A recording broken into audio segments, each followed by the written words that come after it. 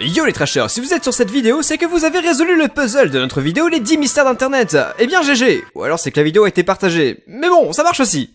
Nous avons survolé à la fin de la vidéo le mystère des internets mis en place par Antoine Daniel au cours de ses What the Cut. Mais le mystère est tellement dense que nous ne pouvions pas le traiter aussi rapidement. Alors résumons ensemble ce que nous savons de ce mystère et quelle piste serait la plus crédible pour résoudre le mystère des internets. Antoine Daniel est un youtubeur que nous ne présentons plus, et c'est le 9 janvier 2013, lors de son What the Cut 18, que le mystère des internets apparaît pour la première fois. On peut y voir sur une ou deux frames une lettre accompagnée de 1 sur 13. Il s'agit là du début d'une série de lettres apparaissant à partir de là dans les 13 prochains épisodes, dont 2 hors-série. Nous n'avions alors aucune indication sur la signification de cet easter egg. Les lettres sont volontairement mises par Antoine Daniel, comme le prouve le fait qu'il regarde l'espace vide où figurera la lettre, comme pour diriger notre regard. Mais maintenant que nous avons toutes ces lettres, quelles sont-elles? MKHXARZYIFKTZ. Si l'on fait une recherche YouTube avec ces lettres, nous tombons sur 2 vidéos intéressantes, à savoir une vidéo ayant le même titre que la série de lettres de Stingray Transmissions et comment être heureux. Mais nous en reparlerons dans quelques instants. Voyons d'abord la piste de Future Doom. Pour ceux qui ne connaîtraient pas Future Doom, il s'agit d'un groupe associé à une secte. Description de leur chaîne YouTube. Future Doom est une vue sur le monde mélangeant occultisme et transhumanisme, une infrastructure audiovisuelle de clash de fonctions du système, une révélation des choix humains. L'hypothèse Future Doom arrive à la fin de l'épisode 28, il s'agit de la dernière vidéo comprenant l'apparition des lettres. Voilà l'extrait en question.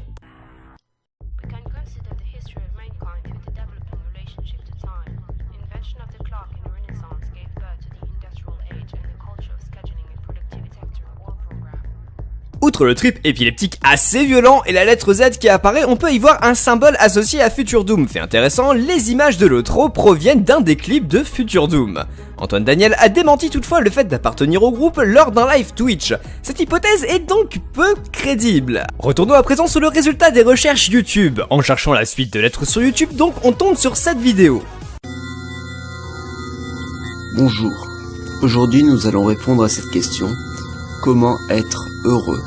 Musique stressante, voix morte de l'intérieur qui contraste avec son discours traitant de bonheur. La vidéo a été mise en ligne par Videvo Productions, plus particulièrement par François Byzantin qui sera un nom à retenir pour plus tard. La vidéo est intéressante donc, surtout pour un plan particulier et les annotations associées. En effet, on peut voir plusieurs fois l'arrêt de bus Marasco Petla qui semble être un point de référence. Si on cherche ce nom sur YouTube, on tombera sur une chaîne éponyme. Ce qui est perturbant, c'est qu'on peut très clairement reconnaître la voix d'Antoine Daniel dans plusieurs des sketchs présentés par la chaîne. Allô? On peut également retrouver le nom d'une des créations de François Byzantin dans le faux générique de l'épisode 30 de What the Cut à 10 minutes 18.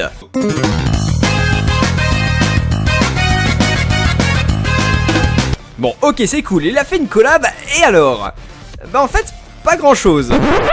Et le fait qu'il ne s'agisse peut-être que d'un clin d'œil est tout à fait possible. Si l'on regarde en annotation dans la vidéo comment être heureux, ce code, en binaire, apparaît et il se traduit par « je vous troll ». Ah bah bravo!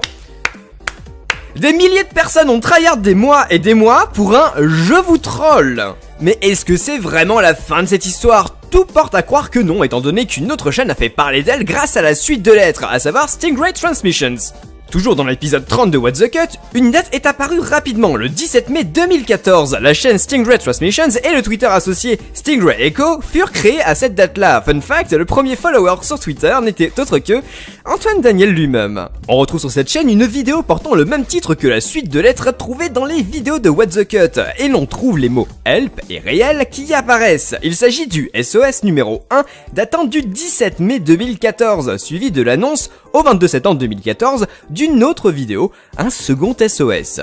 Enfin du concret sur ce jeu de pistes offert par Antoine Daniel. En parallèle, nous avons la page Twitter de Stingray qui poste divers messages codés comme « tout ce que vous avez trouvé auparavant est faux » ou « non, Marasco Petla » ou « Future Doom, fausse piste »,« ne pas rester, me faire repérer sinon ». Le 27 mai de cette même année, on peut voir un simple tweet « Locked ». À partir de là, le compte s'exprimera en binaire. On aura le droit au code binaire de « Help » ainsi qu'un mot étrange.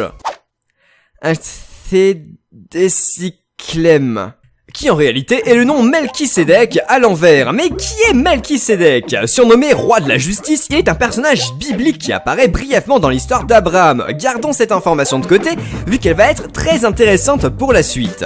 Si on continue à rechercher la suite de lettres sur YouTube et qu'on trie par date de publication, nous tomberons également sur une chaîne nommée 1, 2, 3, 4, 5, 6, originalité sur 20. Cette chaîne, c'est un petit peu la caverne d'Ali Baba pour ce mystère. Il y a de tout, mais surtout, il y a une vidéo en rapport avec Melchisedec.